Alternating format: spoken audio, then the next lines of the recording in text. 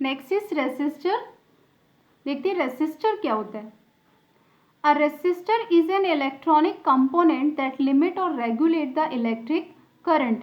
Means क्या है, ये एक इलेक्ट्रॉनिक कंपोनेंट है जो कि क्या करता है, करंट को लिमिट करता है और रेगुलेट करता है ना। इसको पास होने से क्या करता है, इसकी लिमिट करता है और रेगुलेट करता है किसको, इलेक्ट्रिक करंट को। कौन, resistor. Second definition we can see, a resistor is anything that electricity can't travel through easily. Means resistors क्या है, वे सभी चीजें जिनमें से इलेक्ट्रिसिटी पास तो होती है पर इजीली पास नहीं होती है, तो वो क्या कहलाता है, resistor.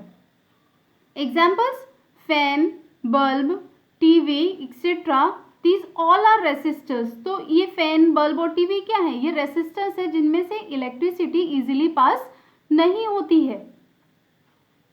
Now let's see resistor in series.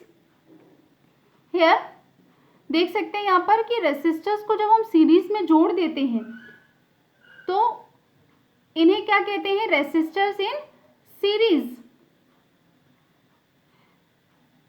यहाँ आप देख रहे हैं एक इलेक्ट्रिक सर्किट है जिसमें हमने 3 रेसिस्टर्स को सीरीज में जोड़ा हुआ है, R1, R2 एंड R3। ये 3 रेसिस्टर्स हैं जिनके रेसिस्टेंस कितने हैं, R1, second R2 and third R3। इन सभी को हमने किससे, एमीटर, बैटरी और स्विच से क्या किया है, ज्वाइंट किया हुआ है। और इसमें कौन सा, ये जो वायर्स लगे हुए हैं इसमें से करंट जो है वो फ्लो हो रहा है। और आपको पता है करंट जो है वो हाई वोल्टेज से लो वोल्टेज की तरफ फ्लो होता है।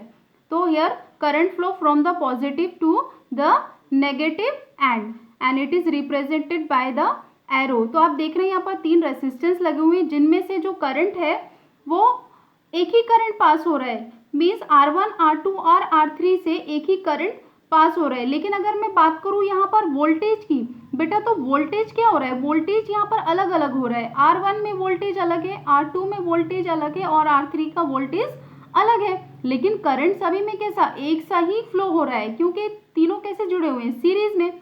सो लेट्स सी, जो रेसिस्टर R है उसका रेसिस्टेंस R1 है और इसका वोल्टेज क्या हो जाएगा, V1। तो by the Ohm's law we can write the different voltages here, V1, V2 and V3. So let's see the voltage V1. V1 में कौन सी यहाँ पर करंट फ्लो हो रहा है, I।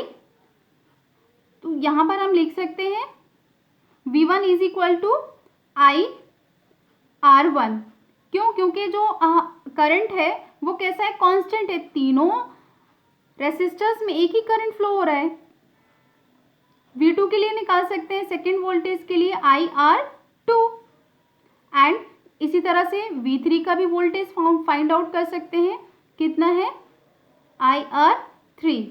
Now students here we can find out the total voltage, कि यहाँ पर voltage, total voltage difference, potential difference कितना आ रहा है। एंड पोटेंशियल डिफरेंस कैसे मेजर करते हैं, इसको हम पैरेलल, किसी भी कंपोनेंट के पैरेलल लगा करके हम किसी भी रेसिस्टेंस का वोल्टेज फाइंड आउट कर सकते हैं।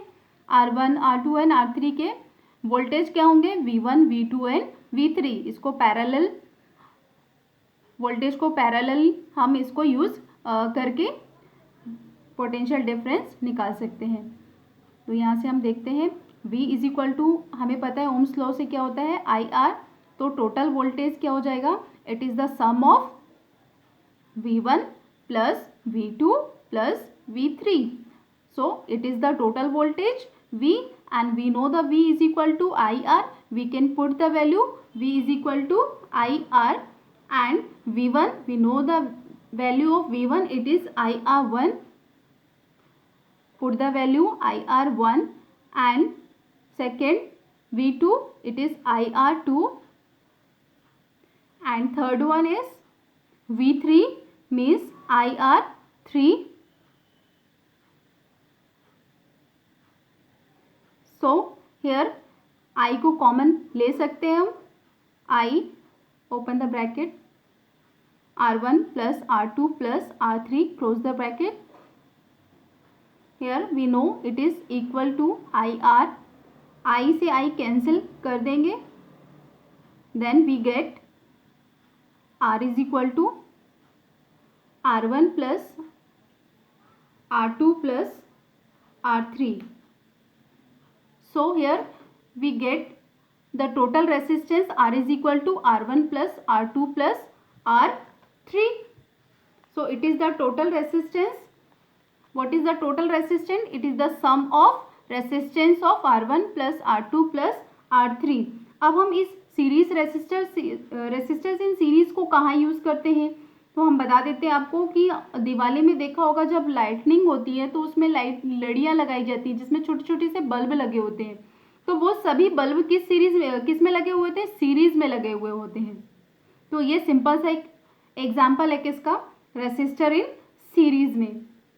तो आपको याद होना चाहिए कि रेसिस्टर इन सीरीज में जो टोटल रेसिस्टेंस होता है उसका फॉर्मूला क्या है? R is equal to R1 plus R2 plus R3।